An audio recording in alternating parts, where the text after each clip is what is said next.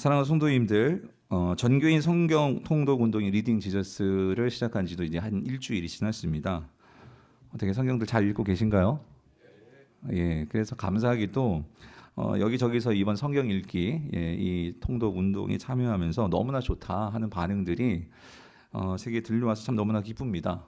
또 특별히 또 우리 청년들도 이번에 리딩 지저스 참여하면서 청년들도 같이 은혜를 나누고 열심히 읽고 있다는 그런 소리를 제가 듣고서 참 감사했는데요.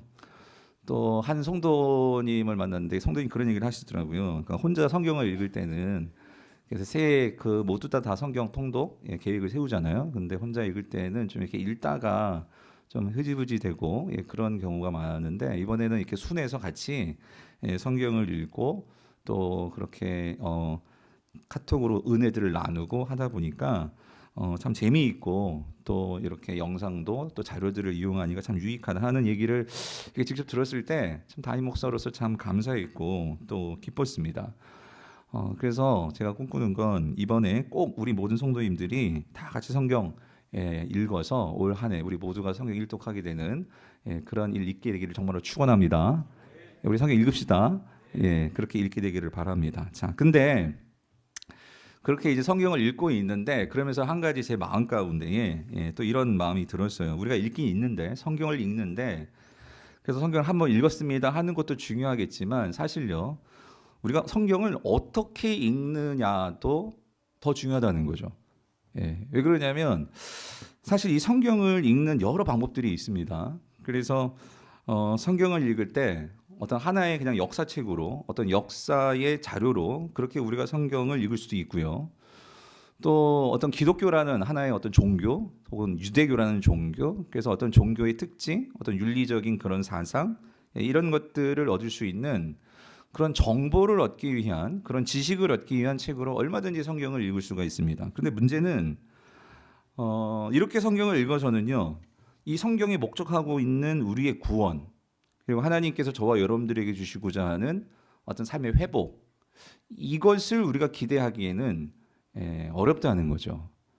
그래서 우리가 그리스도인이라면 우리가 이 성경을 어떻게 읽어야 하느냐 읽는 것도 중요하지만 읽는 방법이 중요한데 지난 주일에 말씀을 드렸지만 우리가 이 사실을 잊으면 안 돼요.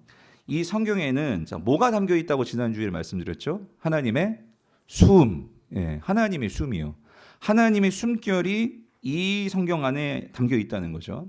그래서 하나님의 숨결이라는 것은 숨이라는 것은 이게 은유적인 표현이지만 그 의미는 뭐냐면 하나님의 숨결, 다시 말하면 하나님의 마음, 하나님의 생각, 하나님의 그 뜻, 그것들이 이 성경 안에 담겨 있다는 거예요.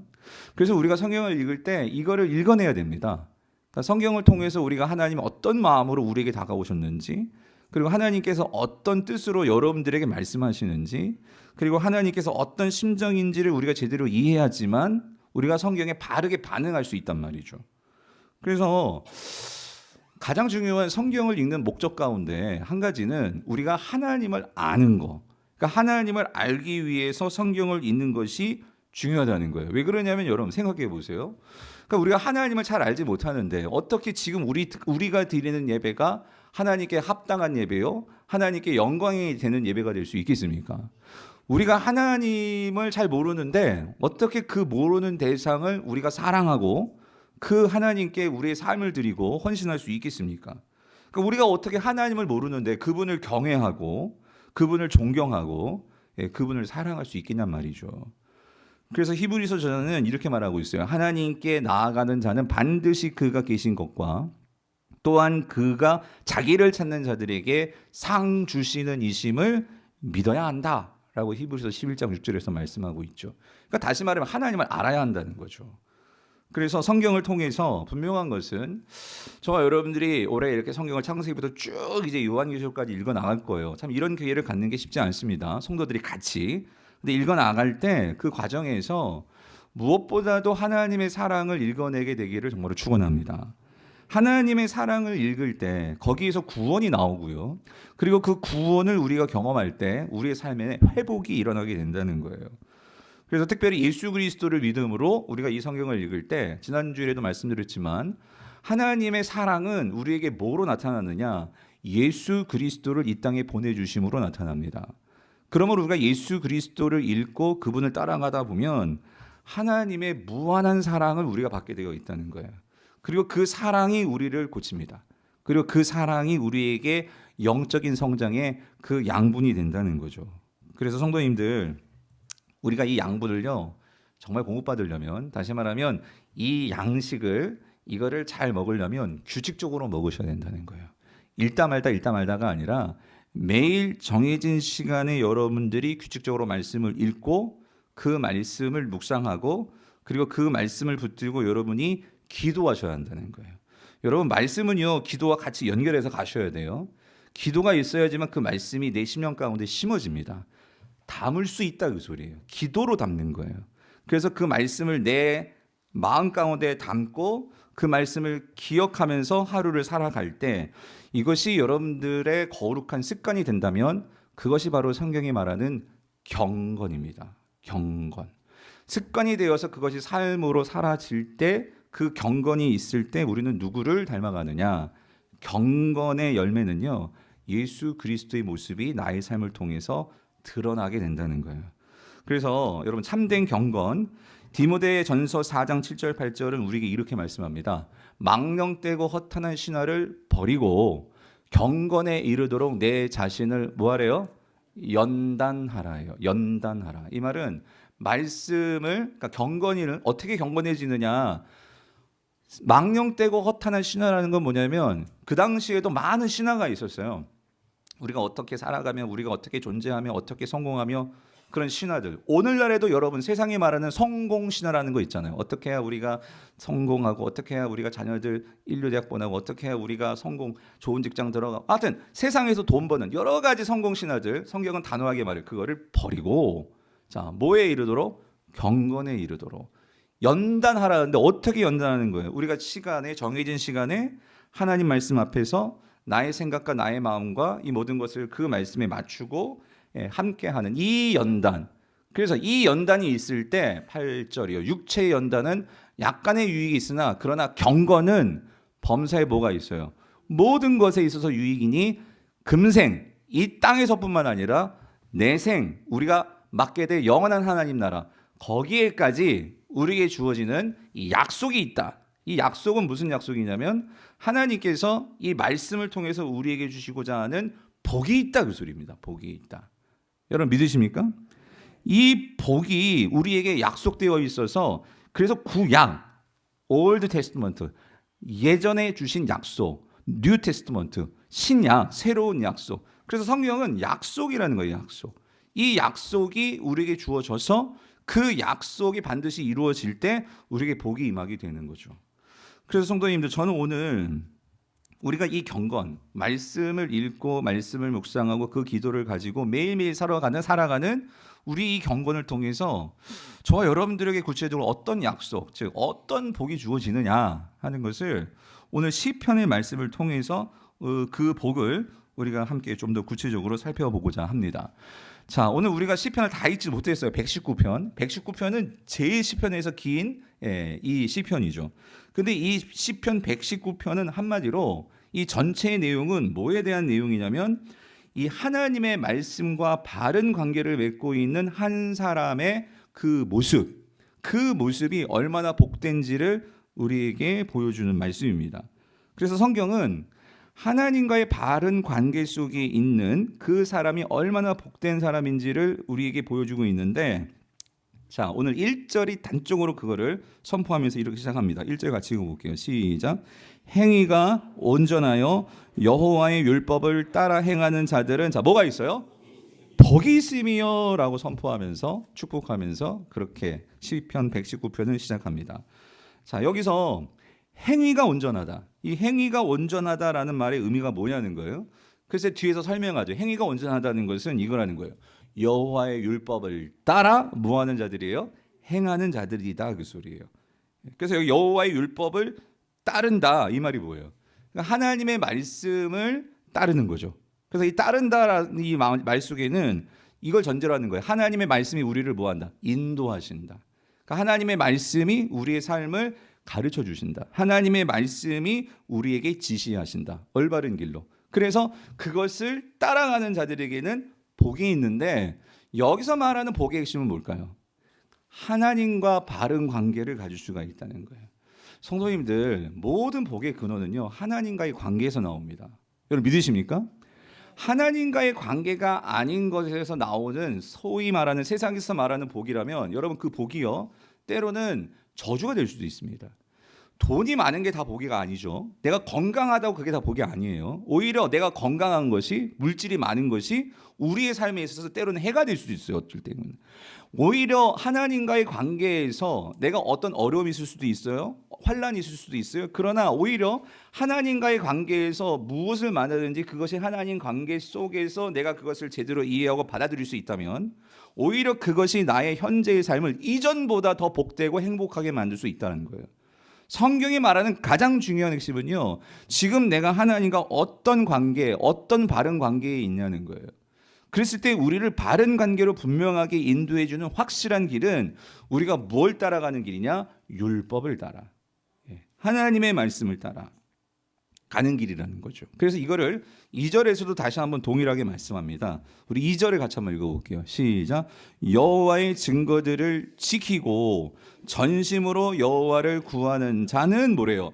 복이 있도다요. 자, 여기서 여호와의 증거들을 지키고, 이 말은 여호와의 율법을 따라, 아까 1절하고 반복되는 거예요. 자, 그런데 여기 한 가지 조금 더 추가된 게 있어요.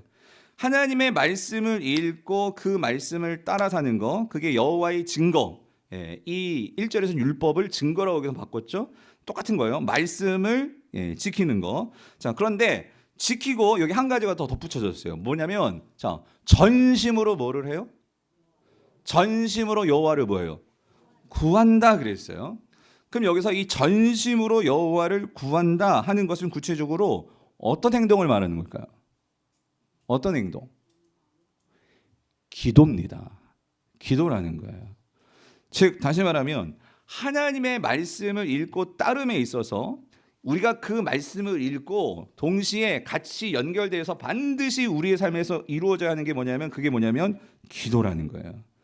즉 2절을 다시 정리하면 하나님이 주시는 복인 하나님과의 바른 관계를 누리기 위해서는요, 저와 여러분들이 말씀을 읽어서 하나님의 마음을 알고 그 하나님의 뜻을 깨닫고, 그리고 그것이 나의 삶에, 내 삶의 하나가 될 수 있도록 우리가 하기 위해서는 뭐가 필요하냐면, 뭐로 연결돼야 된다는 거예요? 기도다. 그래서 기도. 그래서 성도님들, 이런 점에서요, 제가 지금 카톨릭 영성을 좀 공부하고 있는데, 이 카톨릭 영성과 이 개신교 영성의 가장 근본적인 차이점이 어디서 나오냐면요, 이겁니다. 카톨릭은 어떤 면에서 우리보다 기도가 여러 가지 방법들이, 그 오랜 기도 역사 속에서 그들이 수행 방법들이 있는데, 그런데 제가 공부하면서 한 가지 분명히 깨달은 건 뭐냐면요, 이겁니다. 개신교 신앙에 있어서 이 경건을 이룸에 있어서, 카톨릭에서는 경건이라는 말보다 영성이라는 말을 많이 쓰는데, 그런데 경건의 이름에 있어서, 즉 경건은 뭐라고요? 우리가 예수 그리스도를 닮아가는 게 경건이에요. 경건에 있어서 개신교의 가장 큰 특징은 뭐냐면요, 우리 개신교의 경건, 개신교의 영성은 뭘 뿌리를 두고 있냐면요, 솔라 스크립추라는 거예요. 오직 성경으로라는 거예요. 우리의 기도는요, 어디서 나와야 되냐면, 어디서 나와야 돼요? 말씀으로부터 나와야 된다, 그 소리예요. 이게 무슨 말이냐면, 여러분 이겁니다. 우리가 성경을 떠나서 우리가 기도를 하면서 어떤 신비한 체험도 할 수 있고, 우리가 기도를 통해서 뭔가를 막 볼 수도 있고, 우리가 기도를 통해서 신비한 나도 모르는 황홀경에 빠져서 내가 방언을 할 수도 있고 할 수 있어요. 그런데 여러분 잘 분별하셔야 돼요. 이 기도를 통해서 우리가 경험하는 어떤 신적인 체험이라고 하는 거, 혹은 신비한 어떤 경험이라고 하는 거, 이것이 어디로부터 뿌리를 두고 어디로부터 근거해서 나왔는가를 여러분 보셔야 된다는 거예요. 그것이 하나님의 말씀을 붙들고 그 말씀을 내가 생각하면서 내 삶 속으로 끌어오기 위해서 기도하면서 말씀에 근거하지 않은 그 어떤 신비한 거, 그 어떠한 놀라운 거, 혹은 그것이 방언이라 할지라도 하나님의 말씀에 근거해서 나오지 않은 그 어떤 모든 신비한 행위들도, 그것은요, 하나님께서 주시지 않는 잘못된 경건과 영성의 결과일 수 있다는 거예요. 이게 무슨 말이냐면 아주 중요한데, 여러분 사단도요 우리에게 신비한 일들을 보여줄 수 있습니다. 사단도요 우리에게 방언을 할 수 있게 할 수도 있습니다. 사단도요 그 엄청난 새로운 막 그런 환상을 볼 수 있도록 만들어줄 수 있는 게 사단이라는 거예요. 그런데 중요한 것은요, 사단은요 하나님의 말씀에 근거하지 않습니다. 사단은 말씀 없이 말씀을 왜곡시키거나 그 말씀 없이 우리가 뭔가를 하게 만듭니다. 그러나 하나님의 말씀은요 우리에게 바른 길을 보여주시고 우리가 무엇을 붙들을지 무엇을 놔야 할지 분명한 기준이 되는 것이 말씀이라는 거예요. 그래서 성도님들 꼭 기억하십시오. 여러분들이 기도를 많이 하는 것도 중요하지만 말씀과 함께 기도하는 게 중요하다는 그 소리입니다. 말씀을 붙들고 그 말씀에서 의미를 찾아 그것을 내 삶에 적용하여서 나의 삶을 돌아보면서 하나님께 부르짖는 이 기도가, 그것이 우리 개신교의 기도요, 개신교의 영성이라는 거예요. 여러분 꼭 기억하시기를 바랍니다. 그래서 17세기 영국의 청교도 신학자이면서 목사인 루이스 베일리라는 분이 이 책을 썼어요. 경건이라는 책을 썼는데, 여러분 이 책 정말 추천해드리고 싶은 것은 뭐냐면요, 이 책은요, 그러니까 우리가 어떻게 예수 그리스도께 더 가까이 갈 수 있느냐, 닮을 수 있느냐, 그래서 이걸 실질적으로 이 책을 보시면은요, 기도를 하는 법에 있어서도 어떻게 기도할지 기도의 어떤 내용도 담겨 있고, 아침, 점심, 저녁 우리가 이런 기도를 해야 됩니다, 이런 요소가 있습니다. 되게 구체적인 책이에요. 그래서 여러분들이 경건에 관심이 있으신 분이라면 한번 구입해서 읽어보시는 것도 추천해 드리는데, 이 책 6장이 성경을 가까이 하기라는 장이 있어요. 그 장을 보면 이렇게 이 목사님이 권면을 합니다. 그 다음 페이지 보시면, 기도를 드리려면 우선 하나님의 말씀을 읽고 묵상해야 합니다. 말씀은 우리 영혼의 양식입니다. 따라서 아침에 기도하기 전에 먼저 하나님의 말씀을 한 장 읽으십시오. 단 한 장을 읽더라도 그 말씀을 깨닫고 삶에 적용하는 것이 중요합니다.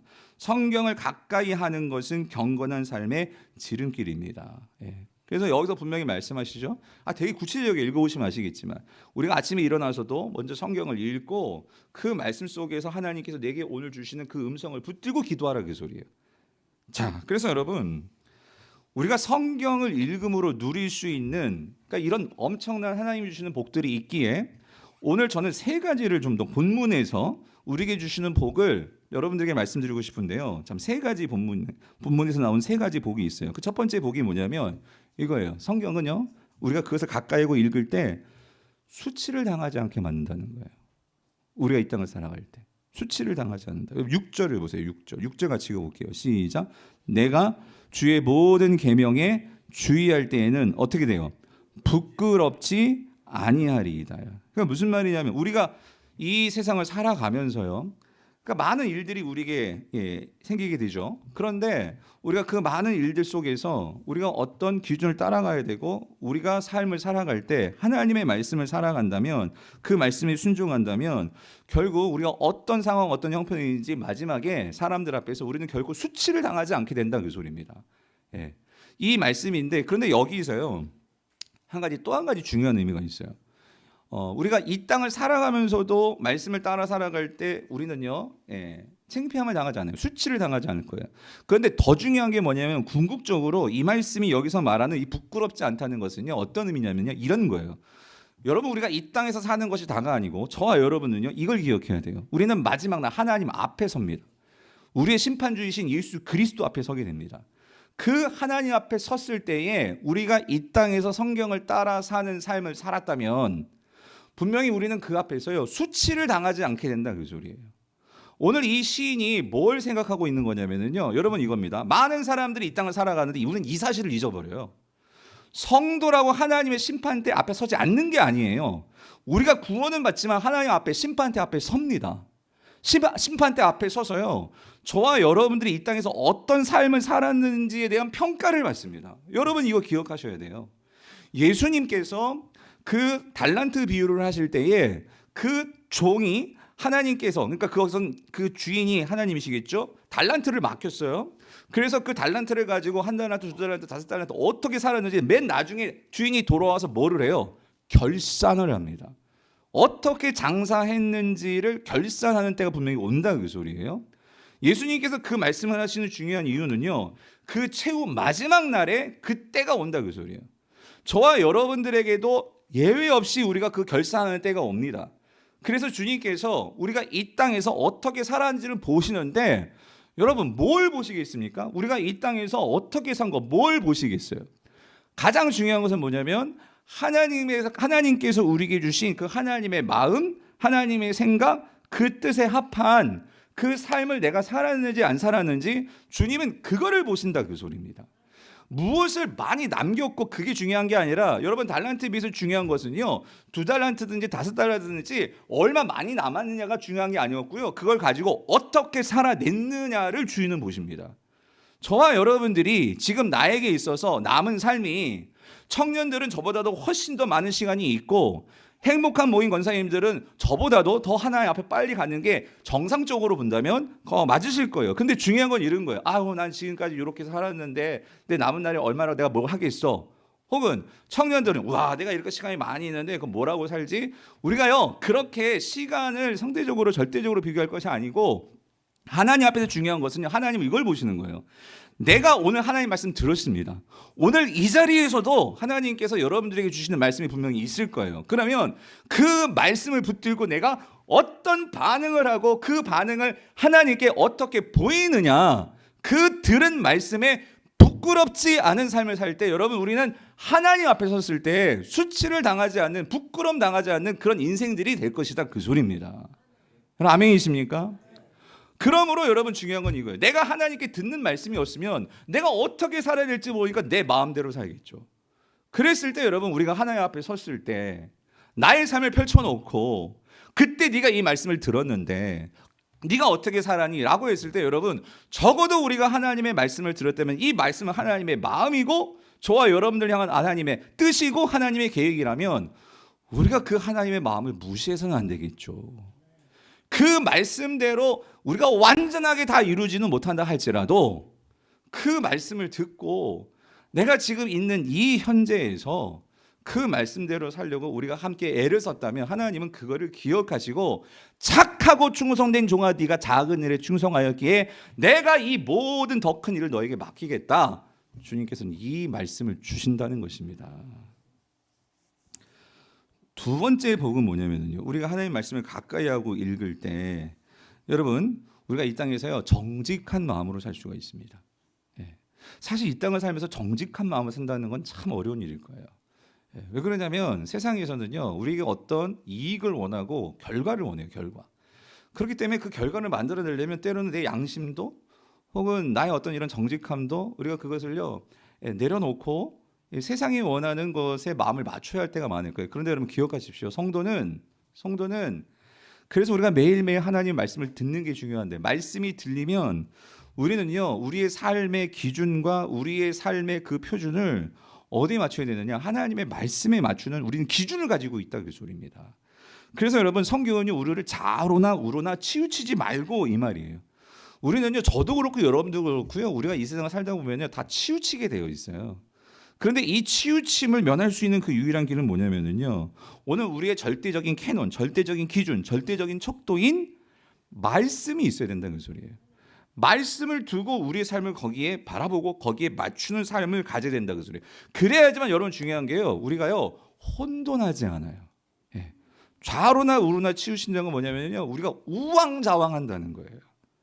여러분 우왕좌왕하면은요 얼마나 그 배가요, 여러분 차도 그렇고 운전기사가 우왕좌왕한다고 생각해요. 그 안에 있는 사람 멀미하잖아요. 오늘 우리 삶 속에서요 하나님께서 성도들을 여러분 택하신 것은요, 이 세상 사람들은 지금 막 우왕좌왕하고 있어요.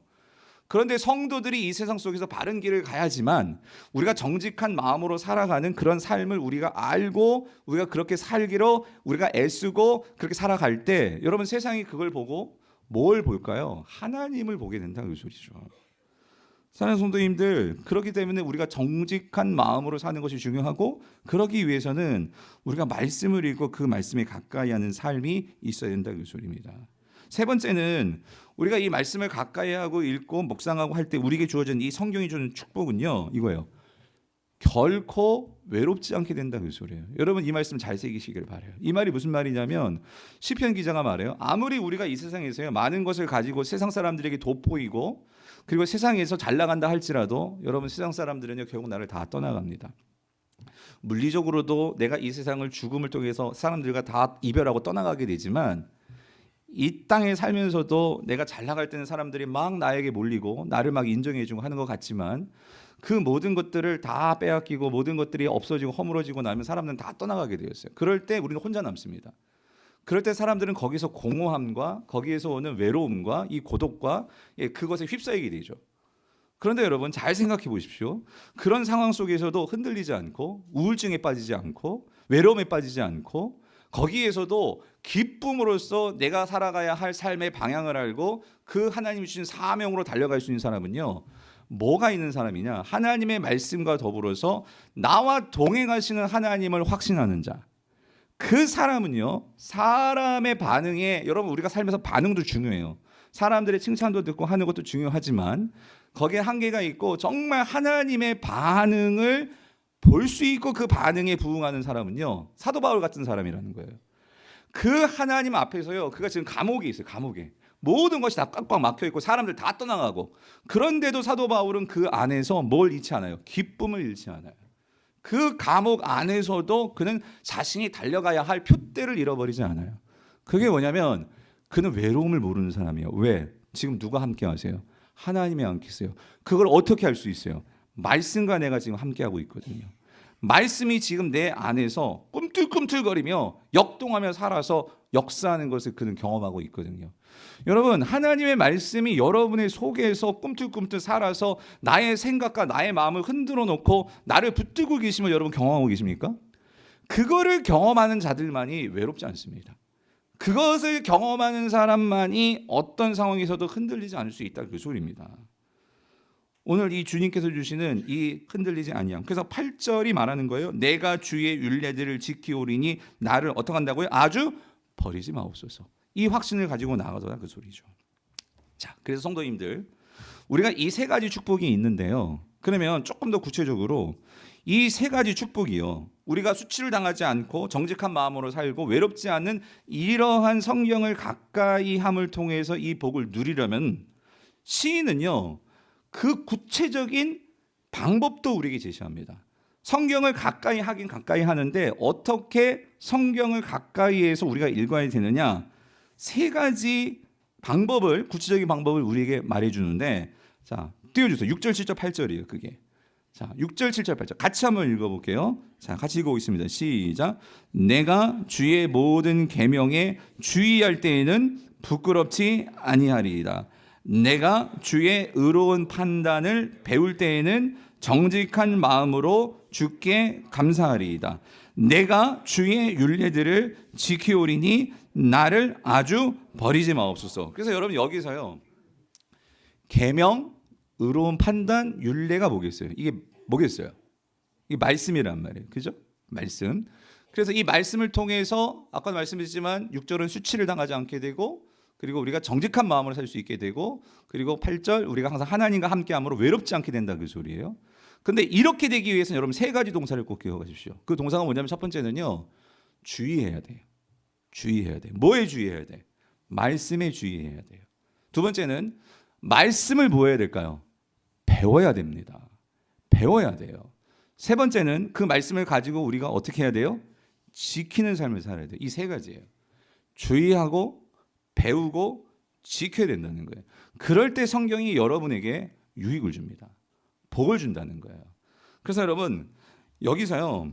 이 먼저 오늘 6절에서 6절을 보세요. 6절에 이 주의하다라는 말, 이 주의하다라는 말은요. 히브리어 나바트인데 이거는 뭐냐면요. 관심을 가지고 뚫어지게 보는 거예요. 예. 관심을 가지고 눈여겨보는 게 주의하다예요. 주의하다. 그래서 여러분 시인은요. 이거를요. 11절에서 이렇게 말해요. 11절 같이 읽어볼게요. 시작. 내가 주께 범죄하지 아니하려 하여 주의 말씀을 내 마음에 어떻게 해요? 두었나이다. 그러니까 여러분 말씀을 뚫어지게 보는 거. 즉 말씀을 집중해서 보는 게 그게 뭐냐면 그게 내 마음에 두는 거예요. 그 말씀을 내 마음속에 품게 되는 거죠. 두게 되는 거죠. 자, 그래서 이렇게 말씀을 집중해서 그 말씀 하나하나에 내가 정말로 그 모든 것들을 하나도 놓지 않으리라. 하나도 잃어버리지 아니라 하는 마음으로 말씀에 집중할 때, 말씀에 마음을 둘 때에 여러분 우리에게 무엇이 주어지느냐? 말씀의 진가를 우리가 정말로 경험하게 된다 그 소리예요. 그래서 14절을 보면은요, 14절은 이렇게 비유해 놨어요. 내가 모든 재물을 뭐함 같이? 즐거움 같이. 주의 증거들의 도를 뭐 한다고요? 즐거워하였나이다. 이게 뭐냐면 정말 말씀의 진가와 가치를 깨달은 자의 고백이에요. 무슨 말이냐? 여러분, 세상 사람들은요, 누구나 다 돈의 가치를 알죠. 애들도 알죠. 그래서요, 돈 주면 다 좋아해요. 이건 돈 주면 싫어하는 사람 봤어요? 예? 누구나 다 돈 주면 다 좋아합니다. 왜 그러냐면 돈이 뭐가 있어? 가치가 있다는 거예요. 가치를 안다는 거죠. 그런데 여러분, 돈보다 더 귀한 가치, 돈보다 더 무궁한 가치, 돈보다 더 큰 가치를 지금 이 시인은 찾은 거예요. 그게 무슨 말이냐면 세상 사람들은 재물을 가지고 즐거워하는데 나는 있잖아요. 뭘 즐거워한대요? 주의 그 증거의 도, 말씀을 나는 뭐 한다는 거예요? 즐거워한다는 거예요. 그러니까 이 시인은요, 말씀을 통해서 아까 누렸던 그러한 이 말씀이 주는 행복, 말씀이 주는 유익, 그것들을 누리고 있는 거예요. 한마디로 세상이 줄 수 없는 말씀을 통해서 말씀이 나를 인도해 주시고 말씀이 나의 삶을 가이드해 주심으로 수치를 당하지 않고 내가 정직할 수 있고 하나님과 동행함으로 사람들보다 지혜 있는 삶을 살 수 있는 하나님이 주시는 지혜를 가지고 살아가는 그 기쁨을 맛본 거예요. 이게 즐거운 거예요. 이거를 어디에 빼앗길 수는 없는 거예요. 그 모든 돈을 그냥 버릴 수 없는 것처럼 이 말씀을요, 하나라도 그것을요 그냥 버릴 수가 없는 거죠. 그래서 여러분 24절에서 이렇게 말해요. 주의 증거들은 나의 뭐라고요? 즐거움이요. 나의 뭐예요? 충고자니이다. 그러니까 나에게 기쁨이 될 뿐만 아니라 나에게는요, 요즘 우리 그 남자분들, 여러분 요즘 AI가요 얼마나 놀라운지 몰라요. 뭐 요번에 이제 그 뭐 삼성에서 뭐 AI 나온 스마트폰이 나왔는데 여러분 이제는 진짜 외국어 공부 안 해도 될 것 같아요. 예? 이거 갖다 대면은 다 알아서 해석해주고 번역해주고 통역까지 다 해주고.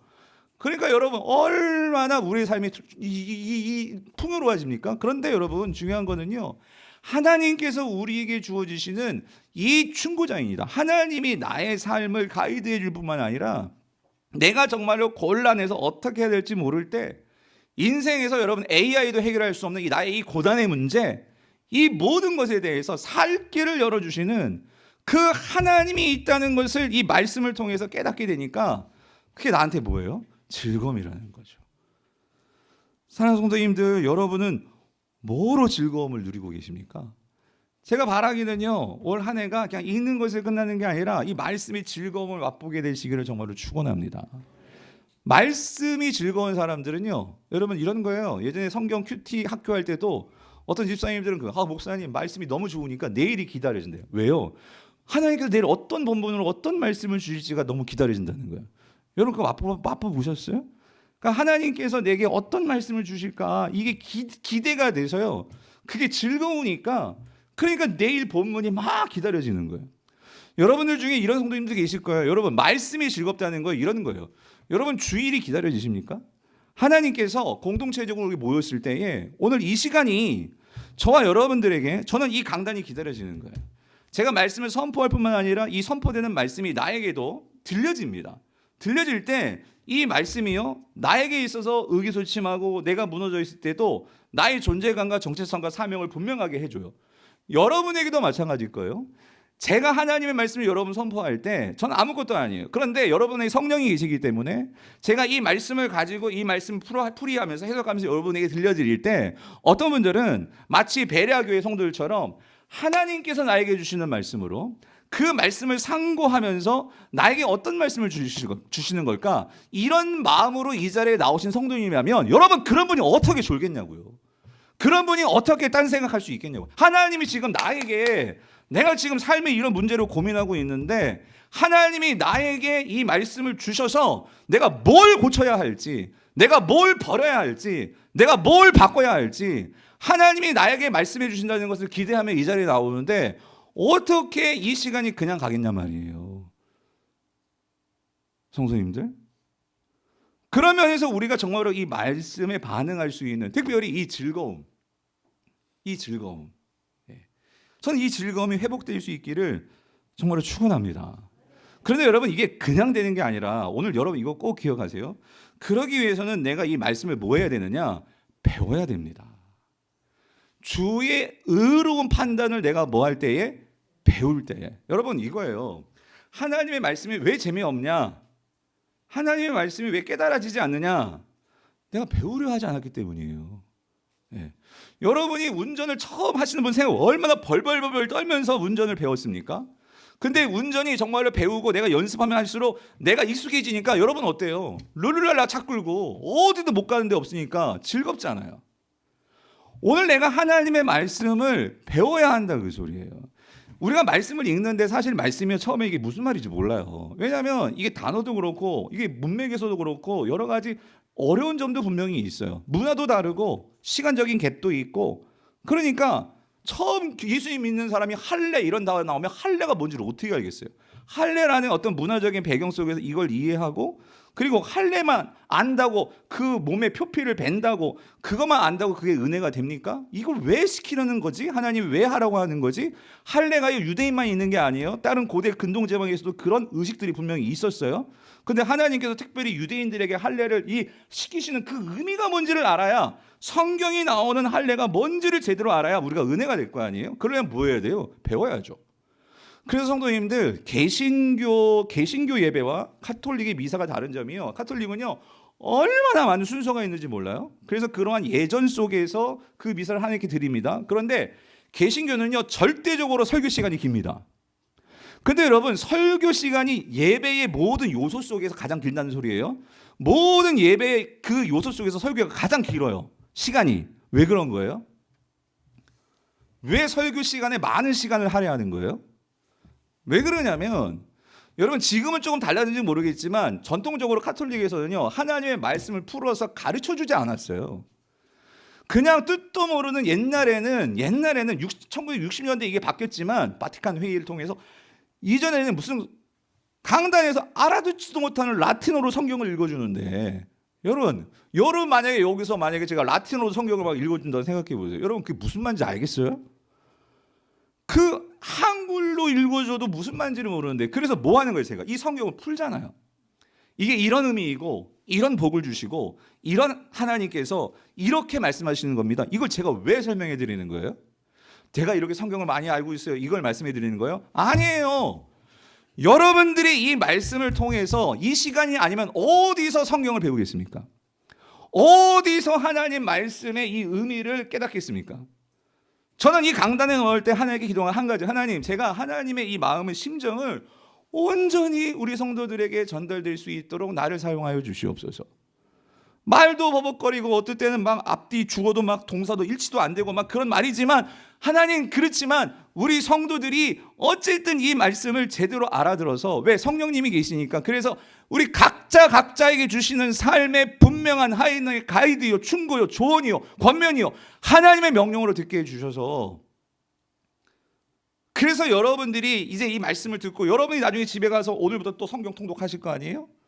그럴 때 하나님 앞에서 율법이라는 단어가 나오고 계명이라는 단어가 나오고 말씀이 나올 때 우리가 어떻게 그거를 받아들여야 될지 여러분들이 이제 스스로 뭐 하시는 거예요? 그 말씀을 이해하고 그 말씀을 여러분의 삶에 가지고 와서 여러분이 하나님을 만나셔야 될 거 아니에요. 여러분들이 은혜를 받으셔야 될 거 아니에요. 여러분 이 책을 왜 사라고 하는지 아십니까? 카톨릭에서는요, 여러분 성도들에게 성경도 잘 판매도 안 했을 뿐더러 우리 기독교 역사 속에서요, 개신교는요 성경을 성도들이 배워서 익히도록 성경을 맨 처음에 그 루터가 그 독일 사람들의 말로 성경을 번역해 줬잖아요. 왜 그러냐면 라틴어로 된 성경을 어떻게 읽냐고요. 그리고 칼빈은요, 우리가 칼빈주의, 저희가 이 개신교 장로교, 특별히 이 총신대학교는 칼빈주의, 칼빈 신앙을 중요하게 여기는데 기독교 강요라는 책이 있어요. 이 기독교 강요라는 책은 뭐냐면요, 신학자들이 보는 책이 아니라 이만 두꺼운 책인데 이 성경을 성도들이 좀 더 잘 이해할 수 있도록 풀어서 써준 책이 기독교 강요예요. 그래서 제가 그걸 보면은요, 야, 그 당시 성도들이 수준이 되게 높았구나. 왜냐하면 그걸 읽어낸 거예요. 성도들이 읽은 거예요. 성도들이 그거를 읽어서 성경을 더 잘 이해할 수 있도록. 성도님들 이런 책 하나 읽어낼 수 있어야 돼요. 이런 책을 읽어서 여러분들이 바른 이 성경이 뭘 지향하고 뭘 가르쳐 주는지를 여러분들이 아실 때 성경이 어떻게 지느냐, 읽혀지고 재미있어진다 그 소리입니다. 즐거워진다 그 소리입니다. 그러므로 오늘 이 시인이 말하는 거예요. 배워야 한다는 거예요. 말씀 설교 시간을 통해서 배우고, 더 마음이 있으신 분들은 교회에서 제자 훈련을 할 때 배우고, 그래서 그걸 익혀서 내 것으로 만드는 거. 여러분 그런 은혜가 있게 되기를 간절히 원합니다. 그럴 때 18절, 저는 이 말씀이 너무 좋은데 18절 같이 읽어볼게요. 시작. 내 눈을 열어서 주의 율법에서 놀라운 것을 보게 하소서. 이거 누가 봐야 되는 거예요? 박유한 목사가 봐야 되는 거예요? 저도 봐야 되지만 여러분의 눈이 열려져야 돼요. 여러분의 눈이. 예? 우리 권사님들이 눈이 열려져야 돼요. 권사님들의 눈이, 집사님들의 눈이. 여러분이 눈이 열려져서 성경을 읽을 때 볼 수 있게 되기를 정말 축원합니다. 세 번째로, 그렇게 여러분 우리가 그 말씀을 내가 정말로 배워서 이제 깨닫게 되었어요. 그럼 거기서 끝나는 거예요? 그렇게 되면 잘못하면 율법주의에 빠지기 쉬워요. 바리새인들이 되기 쉬워요. 그걸 가지고 뭐 해야 돼요? 내 실질적인 삶에서 그거를 지키는 거죠. 행하는 거죠. 그래서 8절이요. 내가 주의 율례들을 뭐 하리오니 지키오리니. 여기서 이 지킨다는 거예요. 지킨다. 여기서 지킨다는 것은요, 이 샤마르라는 히브리어인데, 이거는요, 그러니까 준수하다, 행하다 이런 뜻인데, 여러분 여기서 중요한 게 있어요. 우리가 배우는 거 여러분 정말 잘 배우셔야 되는데, 우리가 잘 배워서 그거를요 지키기 위해서는요, 여기서 지킨다는 거는요, 여러분 주의할 게 이거예요. 이거를 어떤 의무적으로 지키게 되면은요, 이거 하다가 말아요. 여기서 이 지킨다고 할 때 이 배우고 지키는 그 중간 과정에 뭐가 있냐면요, 배울 때 배우는 과정에서는 반드시 왜 배워요? 그걸 배워서 깨달아야 돼요. 깨닫는 과정이 있어요. 그래서 깨달을 때 우리가 진짜 지킬 수 있게 되는 거예요. 그래서 이 깨닫게 된다는 건 뭐냐면요, 성경을 읽을 때 예수 그리스도가 나에게 어떤 의미인지가 깨달아지면요, 우리는 정말 이 성경을 즐거워하게 되는 것은요, 이게 있어야 돼요. 이게 없으면 성경이 즐겁지 않아. 이게 깨달아져야 돼요. 뭐가 깨달아져야 되냐면, 그래서 그것이 지키는 걸로 나가야 되는데, 오늘 이 시인이 지킨다고 할 때는요, 이 성경에 대한 이 감정이 있어요. 그게 뭐냐? 119편 47절 48절이에요. 잘 보세요. 뭐라고 얘기하나? 내가 사랑하는 주의 계명들을 스스로 뭐예요? 즐거워하며. 48절. 또 내가 뭐하는? 사랑하는 주의 계명들을 향하여 내 손을 들고 주의 율례들을 작은 소리로 뭐한대요? 읊조리다예요.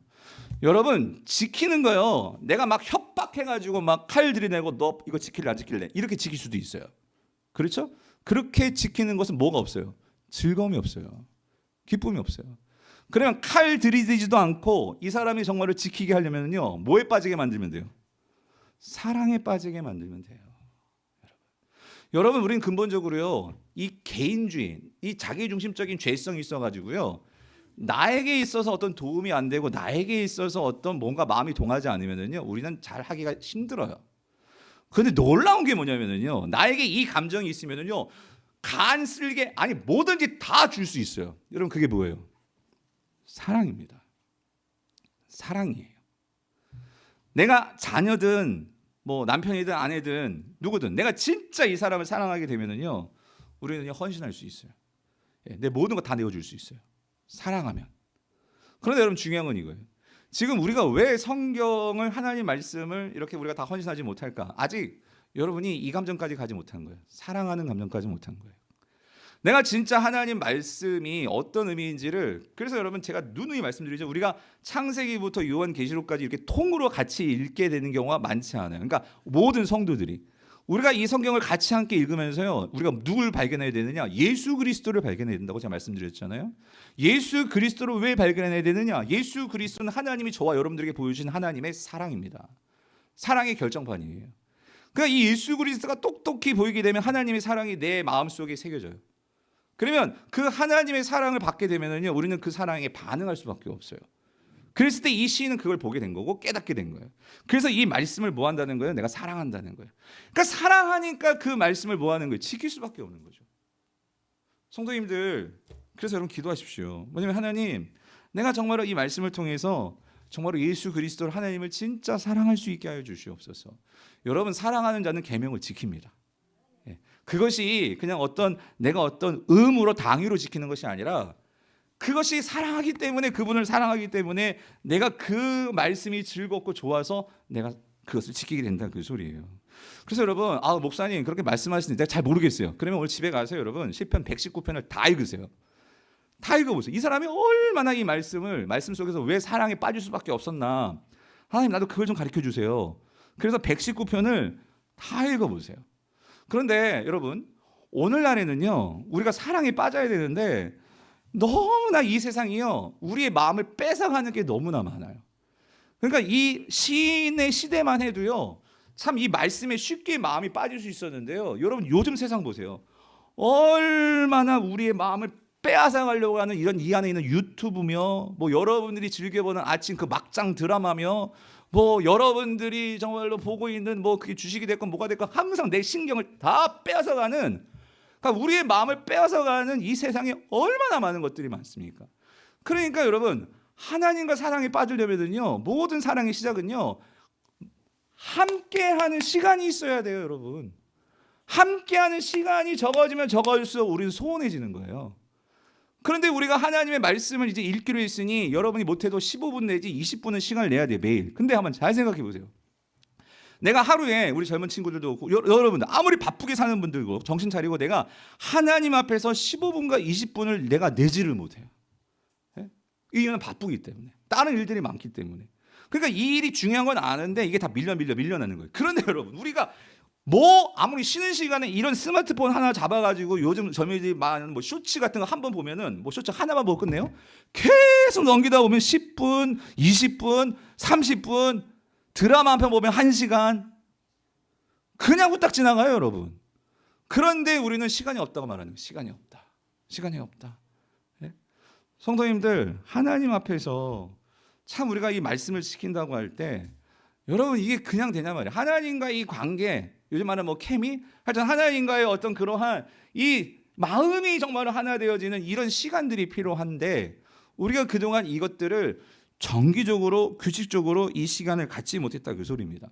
그래서 여러분 첫 번째로 우리 성도님들께 권면하는 것은요 이번에 우리가 리딩 지에서 끝내려면은요 제가 말씀드렸죠. 아침에 읽었다, 저녁에 읽었다 그렇게 하지 마시고요 시간을 정하세요. 아침 일단 정해놓고 그 시간에 읽고 안 될 때 다른 시간에 가고 여러분 이거를 할 때 하나님께 하루에 내가 이 시간만큼은 하나님과 함께 하겠습니다 하는 결단도 필요하다 그 소리예요. 하루에 한 30분 내십시오. 30분 20분 성경 읽고 10분 기도하십시오.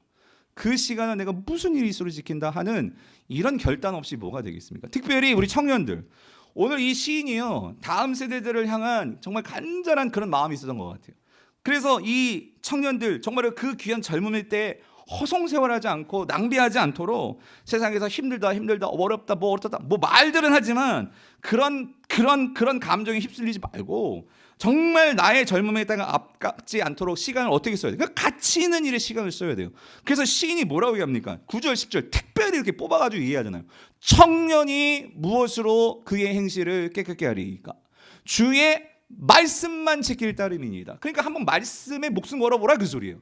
내가 여러 가지 할 것도 많지만 일단 내가 정말 이 주의 말씀은 놓치지 않겠습니다. 이게 주의 말씀만 지킬 따름이니이다 이 말씀이잖아요. 그래서 내가 전심으로 주를 찾아 싸우니 그러니까 말씀 항상 성경은 여러분 말씀과 기도가 같이 나옵니다. 전심으로 주를 찾았다 이 말은 뭐예요? 말씀을 읽고 그리고 말씀을 가지고 기도했다 그 소리예요. 그래서 그걸 가지고 주의 계명에서 떠나지 말게 하소서. 이거 구하라 그 소리예요. 우리 청년들 정말 이 말씀 드리고 싶은 거예요. 사랑하는 성도님들 우리가 이 세상을 살아가면서 많은 경쟁력을 가질 수 있을 거예요. 그런데 적어도 우리가 그리스도인이라면 세상 사람들이 갖지 못하는 경쟁력 하나씩은 가져야 될 거 아니에요. 그래서 뭐에서 나오는 거예요? 말씀의 경쟁력. 전 우리 강북 우리 교회 성도님들이요 적어도 여러분이 강북 우리 교회 성도들이라면 정말 이 경쟁력 이 힘을 갖게 되기를 정말 축원합니다. 그래서 마지막 결론은요 오늘 시인은 이거를 우리에게 권면해요. 뭐냐면 이렇게 이 경쟁력 갖기 위해서 우리가 말씀을 읽고만 끝내면 안 돼요. 뭐를 해야 되느냐 15절 16절 같이 읽어볼게요. 시작. 내가 주의 법도들을 작은 소리로 읊조리며 주의 길들에 주의하며 주의 율례들을 즐거워하며 주의 말씀을 잊지 아니하리이다. 그러니까 여러분 우리가 근데 구체적인 방법이에요. 이게 무슨 소리냐면 말씀을 읽고 끝내는 게 아니라 뭐 해야 되느냐? 묵상하셔야 돼요, 여러분. 묵상하셔야 된다고 묵상. 그래서 여기 말하는 이 묵상의 방법이 나왔어요. 다 나왔어요. 묵상이 뭐냐면 여기 작은 소리로 읊조리며 말씀에 주의하며 그래서 그것을 즐거워하며 잊지 않는 거. 이게 묵상이라는 거예요. 이게. 자, 이게 묵상인데 조금 더 설명드리면, 그러니까 요거를 이제 제가 풀이하면 묵상에는 반드시 네 가지 작업이 있어야 된다 그 소리. 네 가지 작업.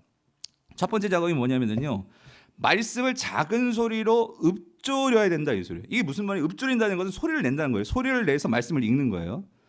그런데 왜 소리를 내서 말씀을 읽어야 되느냐? 이건 뭐냐면요, 이거는 내가 그 말씀에 뒤에 연결되는 거예요. 주의하기 위해서라는 거예요. 주의하기 위해서. 그러니까 이 주의한다는 것은 어떤 의미냐면요, 이겁니다.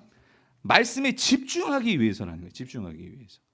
성도님들, 제가 분명히 말씀드렸죠. 말씀 읽게 하면요, 누가 방해해요? 사단이 여러분을 방해한다고. 여러 가지 일들을 일어나게 해서 여러분의 마음을 혼란케 하고 방해하는 거 분명히 기억하십시오. 그래서 제가 이번에 이제 보면서 한 가지 좋은 게 뭐냐면, 여러분 말씀을 읽을 때요, 그래서 여러분 지금 순장님들을 통해서 카톡방에 또 혹은 여러분들 카톡 신청하신 분들은 오디오 바이블을 같이 드리죠. 그래서 여러분 성경 통독하실 때 가능하시다면 오디오 바이블만 하지 말고 제일 좋은 게 뭐냐면요, 귀로 들으면서 성경을 읽으셔야 돼요. 무슨 말인지 이해되세요? 눈으로 성경을 보면서 귀로는 듣고. 그래서 여기서 읊조린다는 것은요, 왜 읊조리는 걸까요? 왜 내가 그걸 읽는 걸까요? 그때는 이거 오디오 바이블 없었어요. 이 당시에는 소리를 듣기 위해서예요. 내가 이 성경을 읽으면서 그 말씀을 뭐 하기 위해서요? 듣기 위해서예요. 여러분, 우리가 성경을 읽을 때 아주 중요한 원칙이 있어요. 하나님의 말씀을 읽는 것은요, 사실은 읽기 위해서 말씀을 읽는 게 아니고요, 듣기 위해서 읽는 거예요. 무슨 말이냐? 여러분, 우리가 읽을 때는요, 여러분 한번 잘 보세요. 오디오 바이블 없이 한번 눈으로 읽을 때 한번 보세요. 우리는요, 근본적으로 죄성이요, 보고 싶은 것만 보려고 해요. 무슨 소리냐면, 성경을 읽는데 많이 놓치고 읽는 경우가 참 많아요. 제가 그랬기 때문에 그래요. 그런데 들으면서 읽으면은요, 우리가 들리잖아요, 듣잖아요. 그러면 우리가 읽는다는 것은, 소리 내서 읽는다는 건 글자 하나하나를 다 읽는 거예요. 맞죠? 듣는다는 것은 내가 보고 싶은 것만 보는 게 아니라, 하나님께서 때로는 내가 듣고 싶지 않고 보고 싶지 않은 것도 보게 하시는 분이 하나님이세요. 왜? 그걸 통해서만 내가 고쳐질 수 있기 때문에.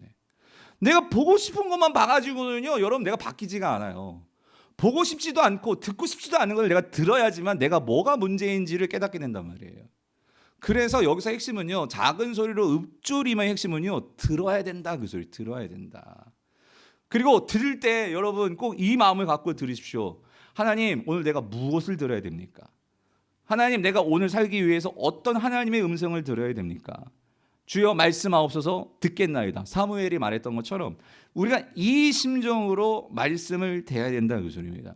읽을 때 가장 중요한 거 들어라. 예. 그래서 여러분이 소리내서 읽든지 아니면 들으면서 읽든지 보든지 여러분들이 들으라. 여러분, 이게 첫 번째입니다. 두 번째는요, 그렇게 들으면서 우리가 즐거워하려면은요, 주의하며 읽고 우리가 즐거워해야 되는데, 여러분 즐거워하려면은요, 이게 무슨 뜻인지를 알아야 즐거워할 수가 있어요. 이게 무슨 말인지도 모르는데 우리가 어떻게 즐거워하냐 말이에요. 그래서 여러분, 이 즐거워하며라고 말할 때, 그래서 우리가 두 번째로 해야 될 작업은 뭐냐면요, 읽고 들은 말씀의 의미를 파악해야 돼요. 의미를. 그래서 이 의미를 파악하기 위해서 필요한 게 뭐다? 공부입니다. 공부가 따로 막 머리 싸매고 고시 공부하시 그걸 말하는 게 아니라요, 여러분 매 주일마다 제가 정성껏 정말 최선을 다해서 준비해서 말씀을 준비해 보잖아요. 이런 말씀들을 듣고 들으면, 그래서 로마서 말하잖아요, 믿음은 들음에서 난다고. 그 들은 것이 쌓여서 여러분들이 말씀을 읽을 때 생각나게 하시는 분은 성령님이십니다. 그 성령님께서 그 말씀들이 또 이것이 서로 조합하고 맞춰지면서 깨닫게 될 때, 와, 이게 이 말씀이었어? 여러분들에게 반드시 즐거운 날이 올 거예요. 그럴 때 그 즐거움을 가지고 나아가면서, 여러분 세 번째는 뭐 하셔야 되느냐, 그 말씀의 의미를 깨닫도록, 그래서 여러분 성령님께 기도하셔야 돼요. 그 의미를 깨달아서, 깨닫는 걸로 끝나는 게 아니라 여러분 그 의미를 가지고 이제 세상으로 나아가야 되거든요. 그래서 성령님이 도와주셔야 돼요. 성령님, 내가 이 말씀을 가지고 의지하여서 살 수 있도록 나를 도와주세요. 여러분 성령님께 구하셔야 돼요. 그게 세 번째 우리에게 필요한 작업이고, 마지막으로 그래서 그 말씀이 깨달아졌고 성령님의 기도를 통해서 내가 그 말씀을 가지고 마지막으로 무슨 작업을 하셔야 되느냐, 그 말씀을 기억하시면서 하루를 사셔야 돼요. 그래서 내가 오늘 비즈니스예요, 어떤 사람을 만나요, 그럴 때 아까 기도한 게 그거예요. 하나님, 그때 이 말씀들이 잘 작동하게 하여 주시옵소서. 내가 친구들을 만나요, 내가 우리 친구 엄마들을 만나요, 내가 장사를 하면서 고객을 만나요. 뭘 하든지 하나님, 내가 이 말씀으로 정말 이 세상을 살 수 있도록 함께 해주세요. 그래서 이 말씀을 기억하면서 사는 게 뭐예요? 잊지 아니하리이다. 그래서 그 말씀을 가지고 세상으로 들어가셔야 돼요. 여러분, 이게 말씀을 가지고 묵상하는 방법이라는 거예요. 그래서 여러분, 아까 소개되었던 이 청교도 그 루이스 베일리 경건이라는 책을 보면 이런 글이 나와요. 오늘 이 결론으로 설교를 마무리하겠습니다. 성경 한 장을 읽더라도 그 말씀을 이해하고 깨닫고 삶에 적용하는 것이 그 말씀이 무슨 뜻인지 깊이 생각하지도 않을 뿐더러 삶에 적용하지도 않은 채 맹목적으로 5장을 읽는 것보다 우리의 영혼에 훨씬 더 좋은 양식과 위로가 됩니다 라고 말하고 있어요. 바라기는 우리가 읽었다는 것도 좋겠지만 바라기는 올 1년 동안 우리가 이 성경을 제대로 읽어서 오늘 이 성경이 주시는 그 복과 그 행복을 누리시는 우리 모든 성도님들 될 수 있기를 주님의 이름으로 축원드립니다.